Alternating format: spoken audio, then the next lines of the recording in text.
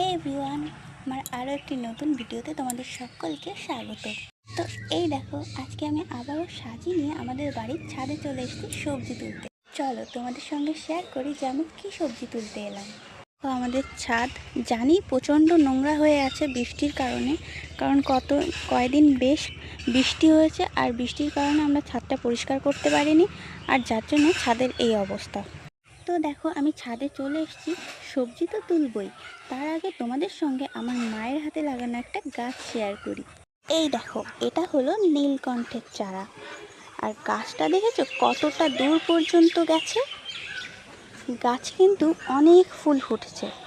আর দেখো, এরকম থোকা থোকা পাপড়িওয়ালা অপরাজিতা, এটার ভালো নাম হয়তো অপরাজিতা, কিন্তু আমরা এটাকে নীলকণ্ঠ নামে চিনি। কত ফুল ফুটেছে দেখো জাস্ট একবার গাছটা। ফুলগুলো দেখলেই মনটা ভরে যায়। এই জায়গাটায় ঠিক দেখো কতগুলি ফুল ফুটেছে। কার কার এই ফুলগুলো দেখতে ভালো লাগে আমাকে একটু জানিও প্লিজ। আমার তো বেশ সুন্দর লাগে এরকম রং বেরঙের ফুল লাগাতে, দেখতে।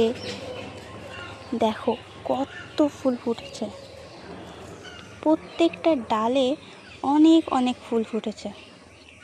আর আমাদের কিন্তু সাদা নীলকণ্ঠও আছে। এই দেখো, এবারে চলো আর বেশি বকবক না করে সবজিটা তুলে নিই। এই দেখো, আমাদের কিন্তু নীলকণ্ঠ গাছের মধ্যেই উচ্ছে গাছও মা লাগিয়েছিল, আর তাতে এরকম উচ্ছে হয়েছে বেশ অনেক কটা, তাই আমি ভাবলাম আজকে তুলেই নিই। তো চলো উচ্ছেগুলো তুলে নেওয়া যাক, আর লাস্টে তোমাদের সঙ্গে শেয়ার করবো যে কতগুলো উচ্ছে আমি এই গাছ থেকে তুললাম।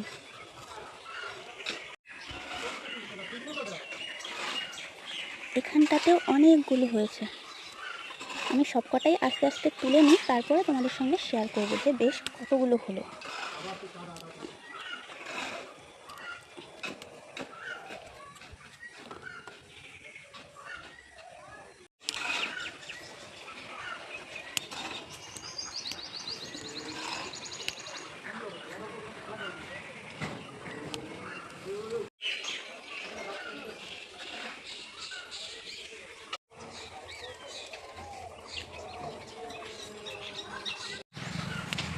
আমার কিন্তু গাছ থেকে উচ্ছে তোলা কমপ্লিট। এই যে এতগুলো উচ্ছে হয়েছে। সাইজগুলো কিন্তু বেশ অনেকই ছোট ছোট হয়েছে, আর কয়েকটা মাত্র বড় হয়েছে।